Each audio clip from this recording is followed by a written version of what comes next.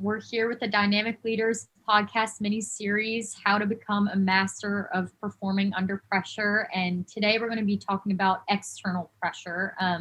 Last episode, we touched a lot on internal pressure. So we're just kind of turning that on its head and talking about the flip side today and talking about how external pressure is different from internal pressure. And something that I started off with last episode was how those lines can get pretty blurred and honestly kind of confusing, how sometimes you can mistake internal pressure for external pressure and vice versa. So I always think about it with my external pressure. The biggest thing for me is when you're playing a sport in high school, college, whatever level it may be, ultimately, probably most of your external pressure is coming from your coaches and your teammates, because those are the ones who kind of dictate the day to day. If you're going to get playing time, you obviously want to impress them. You obviously want to do well in front of your coaches.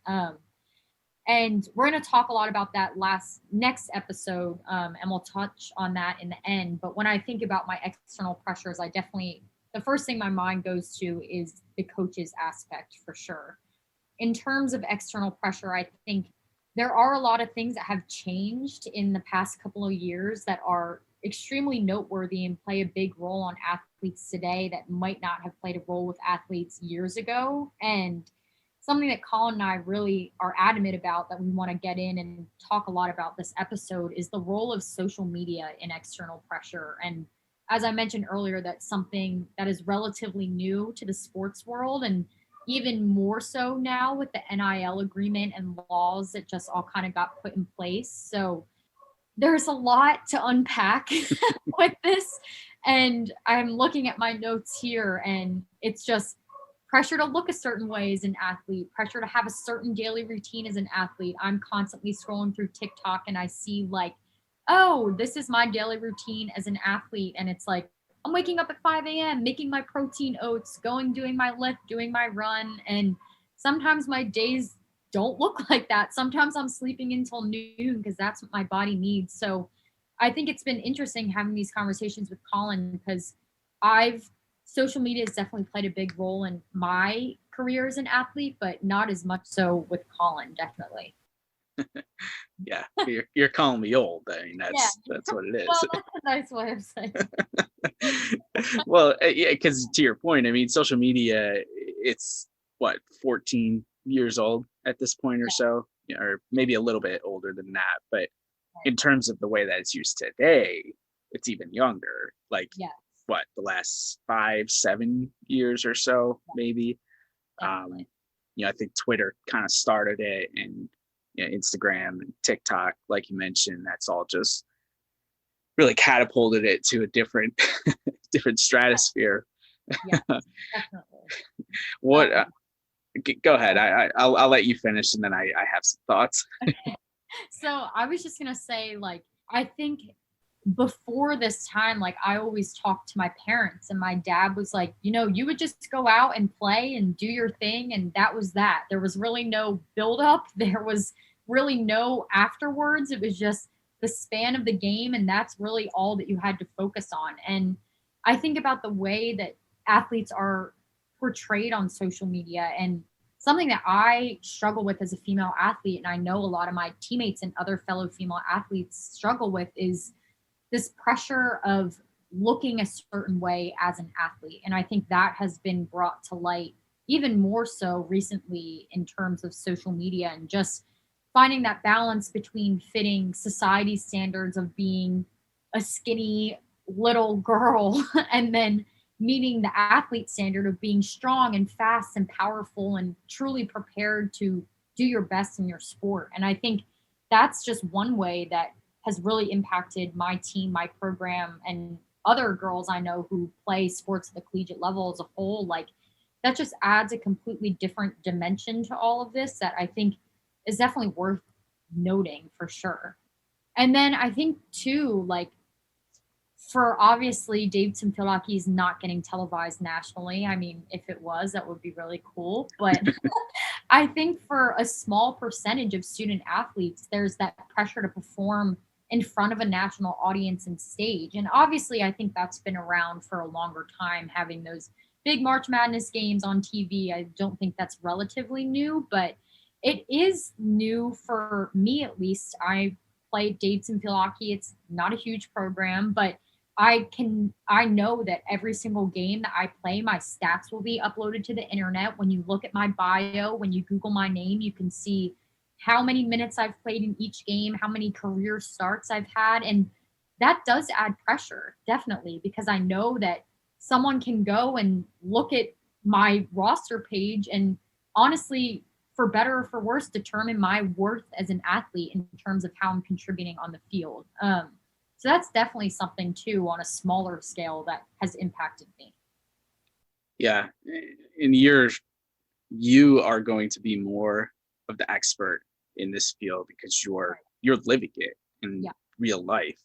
Yeah. Whereas, as we talked about on previous episodes, it was around, but not in the same way. It just didn't affect me in the way that it would if I was your age coming up playing the sport right now. And I think what you were touching on toward the end there is access. So I definitely want to come back to that. Yes. But one of the things I also wanted to talk about, or at least mention here, is so what the difference between external pressure and internal pressure, right? Yeah.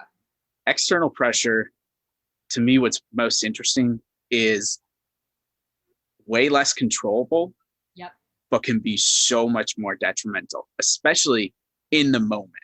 Yes. And some of you may be shaking your head and saying, well, didn't you talk so much about mental health and mental toughness and the internal pressures and how all that's connected? And yes, that's true. But what's really, this is why it is really interesting, is you can be super mentally tough. You can be super mentally healthy. You can have all those internal pressures under control.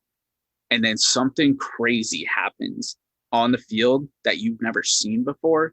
Exactly. You don't know how you're going to react. You may think you know how you're going to react. Right. And that moment becomes the external pressure. It's like, oh crap, okay, what do I do? And right. you have to trust yourself. You have to trust your training, and you think that, but you don't know. Exactly. And I think that's what scares us all when we talk about external pressures, is we're like, okay, to a certain extent, we don't know how we're going to react. And then when you tie that into like the social media and you tie that into access can mean, okay, the stats that you were talking about, but it can also mean another 20-year-old field hockey player, seeing what's going on with your program, who's potentially looking to make a switch.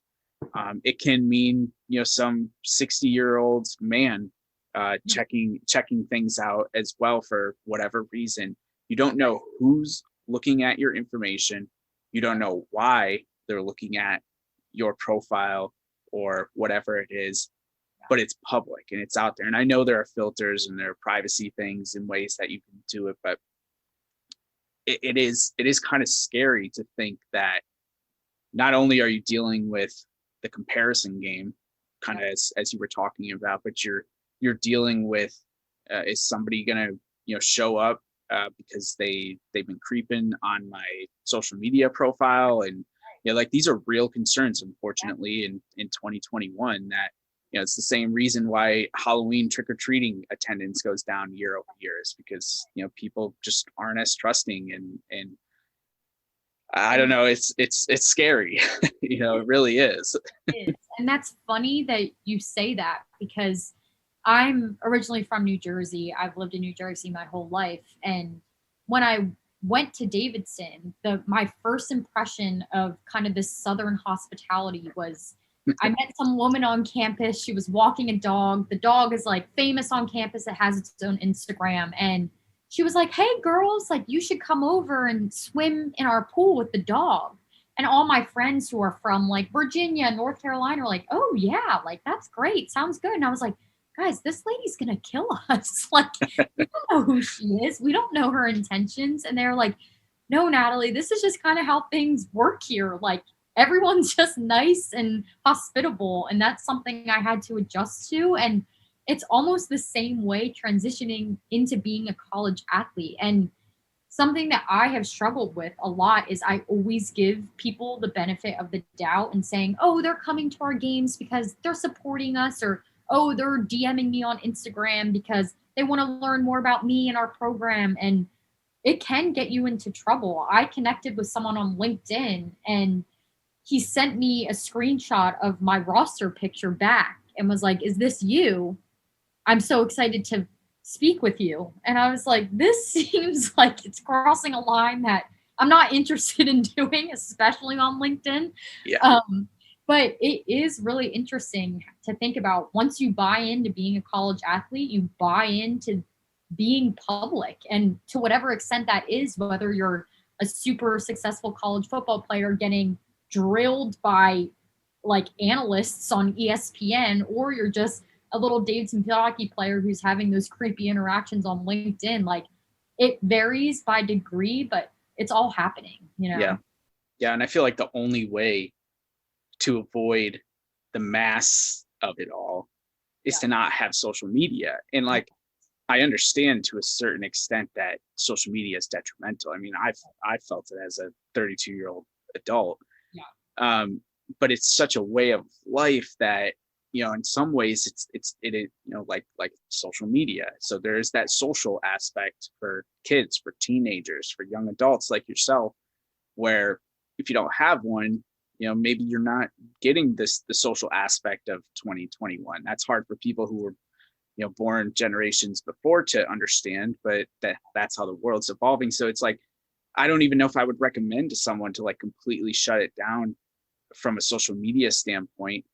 But, you know, at the same time, it's like you said, it's almost like you enter into this non-binding agreement where if you're an athlete, especially at the collegiate level, you're public. Like, you are domain to everyone else, and you just can't, you know, like, you can't have the Roger Maris mentality back in 1961 when he just wanted to play baseball and everyone wanted to keep asking him about Babe Ruth and the home run record. And he's like, I'm some, you know, hick from Fargo, North Dakota, or South Dakota. And like, you just can't do that in today's world because you can't hide as well. But I also think, like, you know, people look toward athletes for like social responsibility and, you know, all this stuff, and that plays into more external pressure. And it's like, you shouldn't be expected to know everything about what's going on in the world, in addition to being a leader of your team, in addition to being an excellent student, in addition to being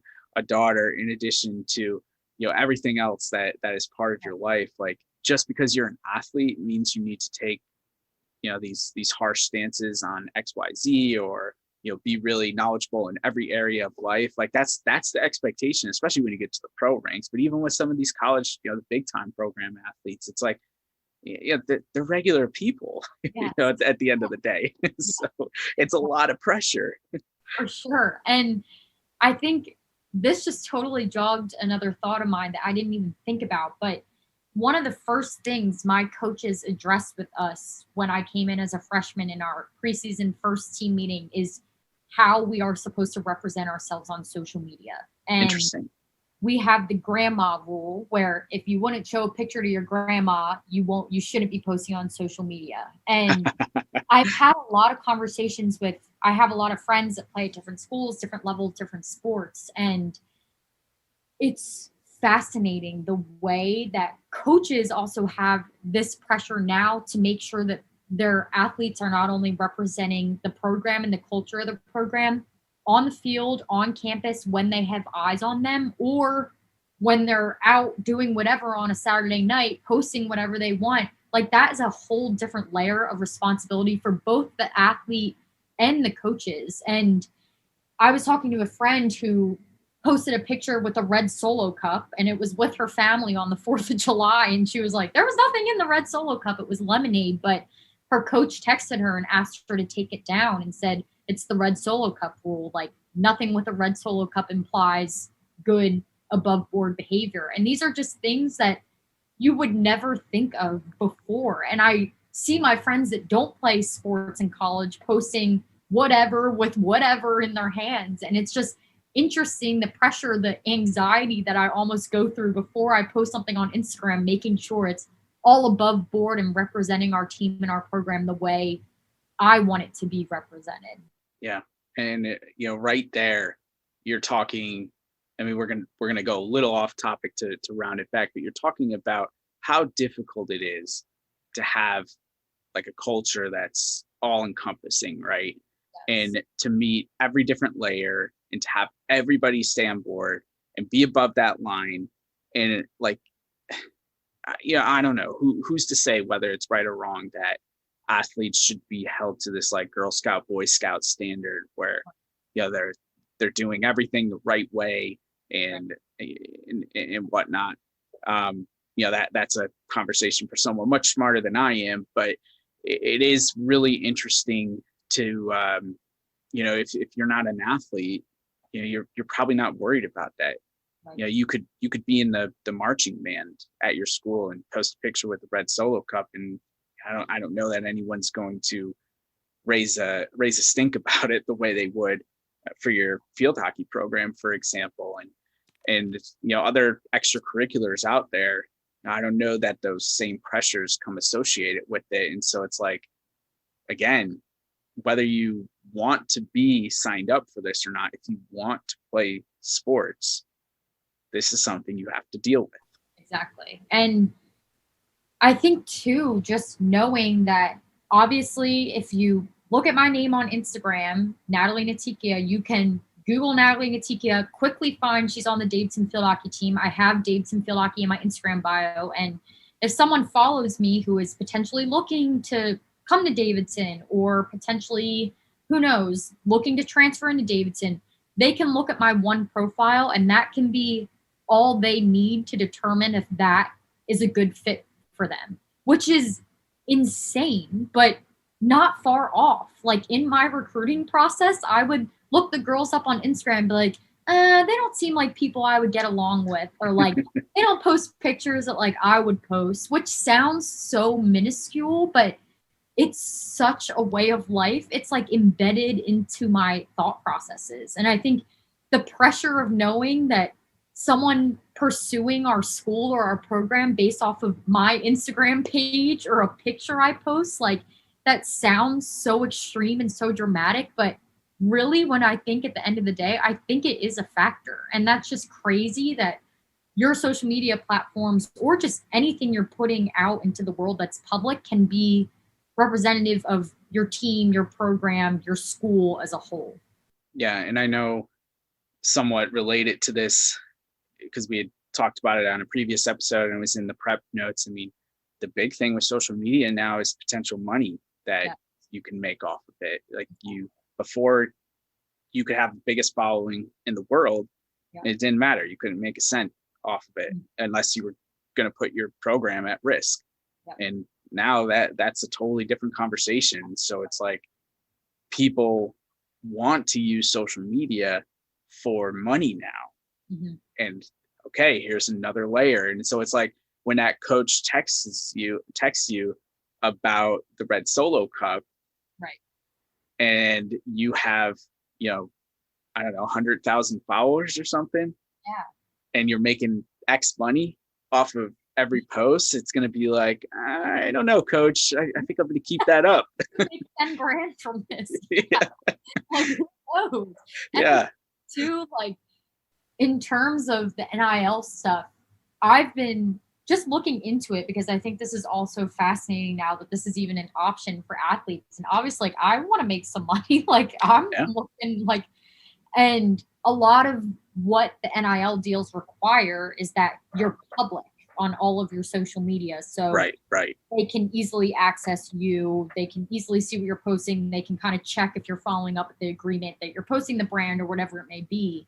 And I was having this conversation with my mom because my mom is like, everything needs to be private always. She's like very much wired that way. But it's interesting. Like, do I trade my private account for the potential of making money? Do I put myself more out there publicly for the potential of making money? Do I make a separate Natalie NIL account where I'm not posting things that are that personal to me? Like, it is just kind of weird and hard to navigate. And I feel like as an athlete, this was kind of announced with a lack of guidance, honestly. Like, I think this is something that totally came out of nowhere, and they're like, all right, go have fun. And I don't really know if what I'm doing is right or wrong or who knows. But it is just another whole layer that I'm sure is going to complicate things over time.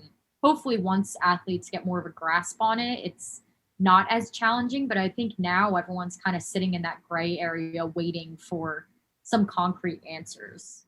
Yeah, I don't envy the position that coaches are in, or I don't even really envy the athletes because, like you said, there's very little guidelines, and I think that's probably on purpose because the NCAA, they I don't know if they are sure exactly how far they want to see it go, and I don't know. It's a big web, and Yes. it's something that I bet a year, 2 years, 3 years from now, if we were having a conversation around this, we're gonna have a much better understanding and be able to offer more to it. But it certainly is another layer.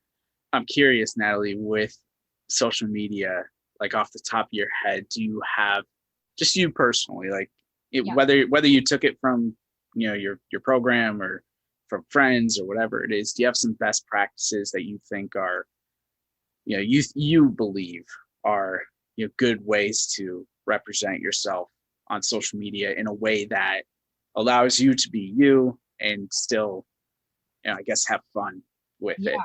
Yeah. I mean, that's definitely, I have always been kind of conscious of my social media just because my family has always followed me. My grandparents have followed me. So I've always really followed that So grandma. grandma will see that picture. Grandma will be seeing it. But something that I think is really helpful is if you're unsure about a post or if you think it's kind of blurring those lines, it probably means it's a no. Like, I always, when I go to post something, like, I usually have a pretty good idea of like, yes, this is okay, or no, it's not. And if I'm somewhere in the middle, I usually just stay safe and I'm like, no, it's not, if I'm even having a second thought. But something that I have tried to do is just document things that I'm doing on campus as a student athlete. And obviously, I don't want my Instagram to become like me walking to practice, me eating dinner with my friends. But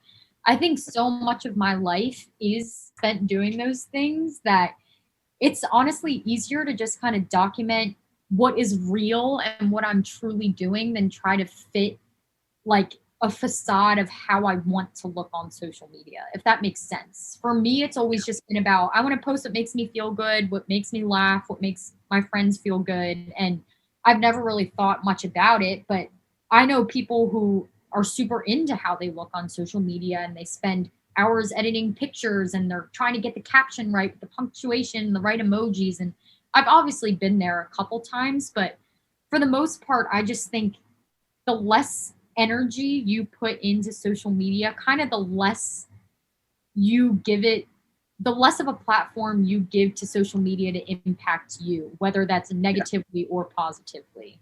So that's kind of my general philosophy. And like, if I'm ever unsure about a post, I usually send it to my mom and I'm like, is this okay? And she'll be very honest with me on if it's or if it's not. But I think just having those resources, and my team has someone, her role on the team, it's our marketing millennial. And if you're ever unsure about a post, if it meets our team guidelines, you send it over to her and she gives you the green light or the red light. And I think that's a super valuable resource to have as a team because you don't want to send a picture to a coach if it's a red light, you know? So it's nice to have a teammate who understands those rules thoroughly that you can kind of pass through before it's open to the coaches and everyone's eyes. Yeah, nice little filter system. Yes, exactly. Exactly. And I think too, like, as you become a student athlete, I just think you're so busy that I definitely put more effort into my social media in high school. And now I just honestly use it as a tool. Like, I used to use it more for entertainment. And now, like, I'm super into LinkedIn, which is kind of embarrassing because I'm 20 years old, but I've made so many great connections and have networked. And I met you through Instagram and like, look at where we are now. So it is a Yeah. valuable tool. And I don't want to bash it because there have been so many amazing opportunities that have come out of social media for me. But at the same time, you do need to be a little bit weary of the bad parts of it as well. Yeah, I think that's a good way to summarize it all, is to say that there's certainly a lot of good that come from it. Right. And I'm the same way. I mean, that's what I use social media for, is to make Yeah. connections with people. I mean, that is my primary use for it. Would I love to have hundreds of thousands of followers and be killing it and making money? Yeah, of course, that would be a lot of fun. But I'm really not that funny. Hey, I'm I'm not that good looking. I don't have a ton of money, things like that. So, the content that I can put out there, only reaches a certain mass. But yeah, I love it for the connection right. point. And but even though I'm not the one like doing the comparisons and things like that, maybe from like a body or a work title or whatever it is. Yeah. What I can't stand about social media is the negativity that is, I think, more prevalent than the good stuff. Right. And so that's where I think that's where a lot of coaches, when they ask me to address social media, which I laugh at, because I'm like, I mean, I am a millennial, but often the coaches say to me, they're just like, they're drained. And when they say they're talking about the athletes. So like they're drained because of social media. Like they're so worried. It's a combination of being worried about, like you had said, putting the right picture up, getting the right filter, putting the best caption up. But it's also all the crap that they're reading, whether it's about them or their program or their school or a friend. And it's like so detrimental to get. I can't imagine being a big time college football player or one of these, as you talked about earlier, these schools and these programs that have the national attention, right, and like missing a field goal to win a game and getting death threats. And I mean, who in their right mind has that amount of time to come after a kid? You go do it. Yeah, right. Yeah, you go kick the field goal. Exactly. If you're that worried. And so like that is the part, at least, that coaches have asked me about, and say like, how do we get around this? And I'm like, I don't know that there's a way around it. And that might be okay. It might be to the point where we have to stop saying like, I had a professor in college, I remember, who would get so angry if we had our phones out in class, like as soon as you walked in. So like we're sitting there waiting for him. And as soon as you walked in, if he saw a phone, he would get so mad. You just can't be like that these days. And I've heard, coaches at the professional level, I've heard college coaches, I've heard them talk about like they let their players just have their phones in their hands, just like it was. I mean, I've been working remotely for, roughly 4 or 5 years now, but when I was in my last office job, like my phone was with me in my hand, like when I was at a meeting. Like I'm not like locking it in a drawer, putting it in my locker, and things like that. And so I think we just need to maybe reframe, if social media is going to be here and it's going to present all the challenges that we've talked about, let's stop trying to think of ways to go around it, or to like get people to shut it down or to filter themselves. And let's start talking about ways that they can use it for good, right? Exactly. Use it for good for themselves, use it for good for their program, and like incentivize it to be a good thing. Yes. And I think also, like you said, having that person on your team who could be that filter for posts, maybe it makes sense too to have somebody who can, I know this is what like psychologists are for, and therapists and things like that, but especially if you are reading negative stuff about yourself or a teammate, have somebody who can address things pretty immediately. Yes. Like kind of be there right away. And I don't know that always like the head coach or an assistant coach is necessarily qualified to do that. And so maybe that's something that universities, for example, need to look into, is having somebody capable of jumping in right away, just knowing how harmful that can be, like worst case scenarios, which we just won't even talk about, but even just some of the negative talk and the way that can affect the mood and those type of things. And so I don't know, it's obviously not a real solution to everything, but I do think the realest part of the solution I can offer is let's stop trying to go around it and let's start to try to use it for good. I think when you bring up that point where coaches are saying my athletes are drained, like part of that totally is seeing all those negative things that are out there. But for instance, like I don't really see that much negative stuff on social media, but I'm drained just because I'm constantly stimulated. So like I go to class, I do my homework, I go to practice, I do my homework, I eat dinner, I do my homework, and then I'm on my phone. And never in that day have I had 5, even like 1 minute. Like when I go to the bathroom, I'm on my phone. Like when I'm walking from one destination to the next, I'm on my phone. And I know it's bad. Like I know and I'm aware that I shouldn't be doing these things, but it's also almost become like a necessity. Like I need to check my group me in between class because what if practice time changed? Or I need to answer my friend's text so she knows what time I'm meeting her for lunch. Like these little things that it's just constant stimulation. And I think that's almost more dangerous is like, for example, my attention span ever since TikTok has become a thing has literally significantly decreased. And there's obviously no like science or I haven't done a study on myself, but I struggle watching movies with my family. Like I'm like, we need to watch a TV show. I cannot focus on a movie for an hour and a half. And I think that's because I'm constantly scrolling on to the next, and my mind's constantly going. Like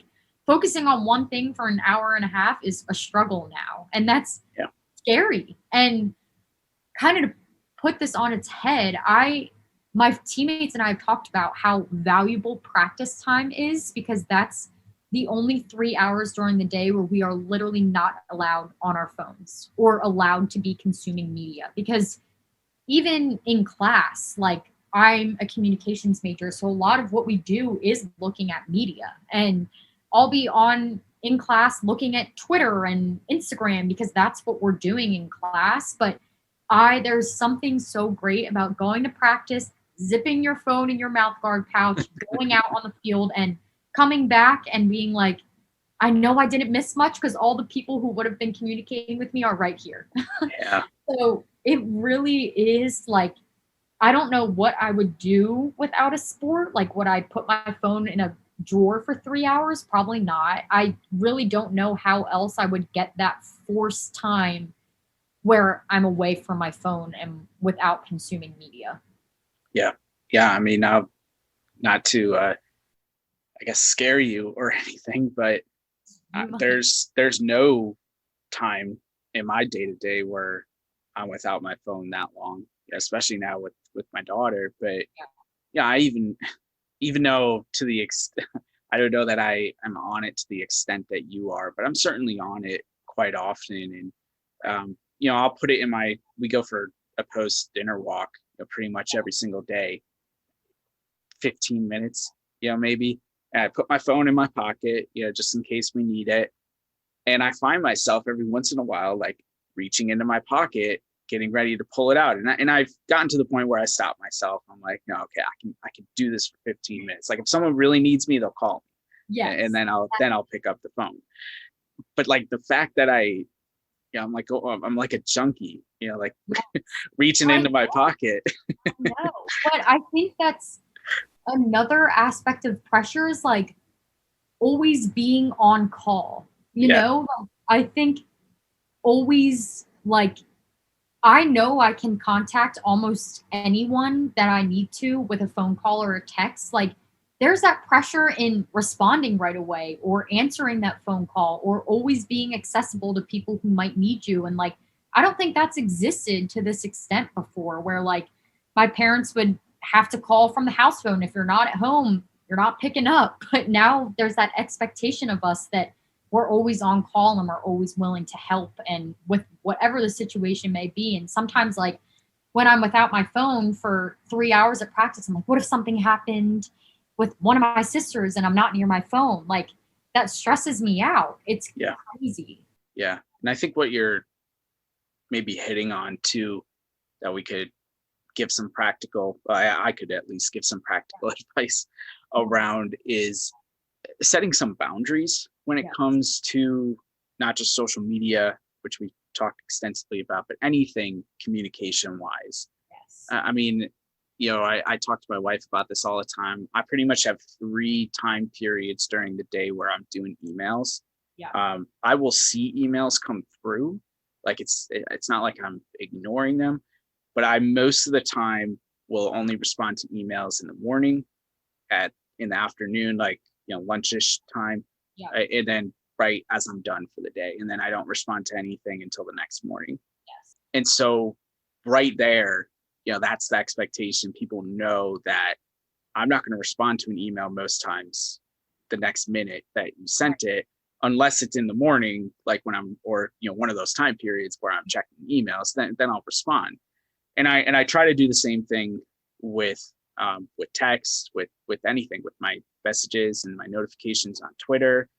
I'll just leave them there, and I'll pick a time where I'm like, all right, I'm gonna kind of bulk it and go through it all at once. I have my priorities for if my wife texts me, if my Yeah. parents text me, I'm gonna check those ones. But like you had texted me this morning. I think with the time change, right? And it took me a little while to get back to you, but I knew you knew I was going to get back to you. Yes. And I was just trying to figure some things out in the meantime. Anyways, I didn't have an answer for you yet, so it was like, I could have, and that's the thing too, is like I could have responded and said, hey, I'll get back to you, but then the text wouldn't have been there and I could have forgotten. Like sometimes I just leave them unread. Exactly. So that I'll remember to go back and do them. So I think maybe like setting boundaries is one of those small things that we can start to do from, like, especially from the social media perspective or any type of communication on your phone specifically. Like just pick some times. You don't need to respond to everything right away. Take the red receipt off, or whatever that is. Like do it on your own time. You're not saving lives for the most part, these people that are listening to this. So you'll know when it's an emergency and you need to pick up or respond to somebody. They should make that pretty clear, at least in my opinion. And on the flip side, like understanding that people set those boundaries, and like I think sometimes I send a text and I expect an immediate response, but I just want an immediate response. I don't need an immediate response. It's nothing that's pressing that I need answered. I'm just like, all right, let's get this show on the road. Let's get convenience factor. Like, because I'm so used to that. I'm so used to shooting someone a text with a quick question, getting an answer within 2 minutes. And when that time period becomes elongated, I get like annoyed. I'm like, come on, I know you're on your phone. Like, can you but I think like on the flip side, respecting those boundaries. And if it is something that you need a response within 30 seconds for, like call the person, like, so I think it is a really good balance. But the other thing I want to just talk about really briefly is how external pressure plays a role in the recruiting process. And I know that this was something that impacted me that I talked a little bit about last episode, but again, coming back to social media, when you commit to a school, most likely what you're doing is posting on your social media your commitment for everyone to see. Like, it's a thing where you go to that school and commit with the coaches and you have the photo shoot, or you stand in front of the college sign wearing your gear, and that's the picture you're going to post on Instagram, and you put the school name in your bio. And I see these TikToks and it's like, when you just wanted to put like whatever lacrosse 23 in your bio, and now you actually have to play the sport. Like to some extent, like it is kind of like you want to post it for the clout, and like it's exciting and you worked hard for it, but your commitment and where you're going to play does become a part of your identity and who you are, at least in terms of social media. And that's kind of continuing that conversation of identity from last episode is athletes. So I think that's a whole nother layer that is a stressor in terms of the recruiting process, is finding the best school to post on Instagram or put in your bio, and knowing once you post that, someone's going to Google it and look at the acceptance rate and the division and whatever it may be. And that's all accessible at your fingertips. So I think it's just another layer. Yeah. Yeah. What's really unfortunate, I think, about social media in general is it's super easy to get duped into something, Yes. or to think that, something is better than, it actually is, because somebody has a really good social media team, and, Right. Right. and has, some great posts out there. Uh,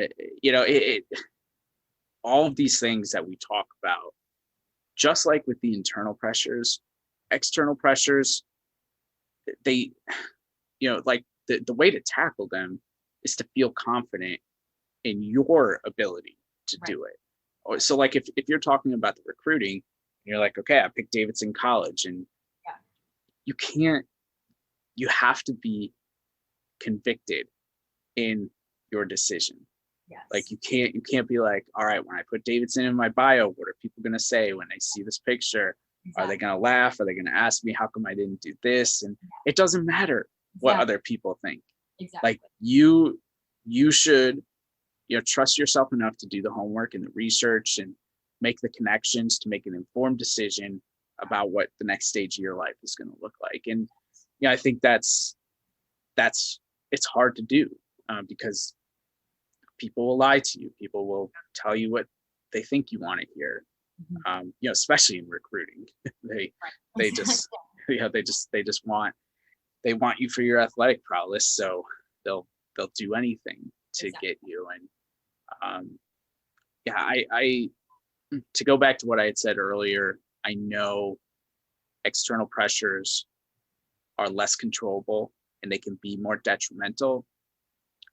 And whether we're talking about social media, whether we're talking about crowds at a game, whether we're talking about, I don't know, any other external pressure that comes up, just like with these internal pressures, you have the ability to control it more than you think you do. And like Yes. control, again, is one of those words that gets a negative connotation attached to it sometimes, but you do need to take control of situations when they go whack out of crazy, right? Like Yeah. I mean, somebody's got to step up.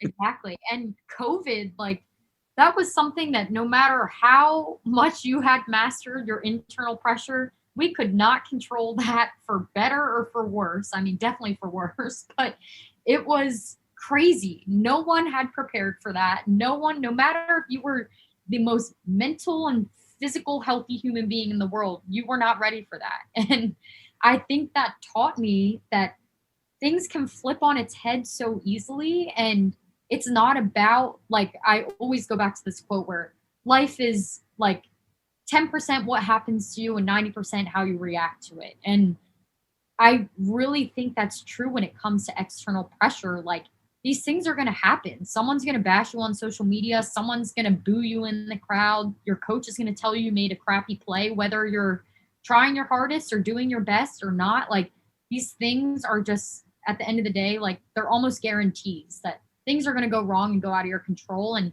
it's not about the situation, it's about how you're able to internalize it and have those skills in your toolbox to tackle it effectively. And that's what we're trying to figure out, right? Like, how are we becoming a master of performing under these pressures? How are we equipped to deal with the external and internal pressures that we're all facing on a daily basis that are expected or unexpected? So I definitely think it all ties into the bigger mission of our podcast and just trying to figure out how can we master these crazy things that we have absolutely no control over. Less control Yeah, than we have yeah, with our internal pressures, for sure. Yeah, we obviously can't control a global pandemic yeah. and No, some of these things, but like you said, your response, right. that's an important piece. And I think that's what we've been talking about this whole time. It's like, how do you respond to all the social media pressures? How do you respond to any type of external pressure? That's going to be a big difference in whether or not you're happy, whether or not you're successful. Literally the same thing I said about internal pressures. It's the same thing with external pressures. Yeah, So absolutely. All right. So thank you all so much for listening. Next episode, we're going to talk about a different kind of external pressure and kind of how coaches play a role in that. We're going to hear from some incredible coaches who are willing to share. So definitely stay tuned and thank you so much for listening.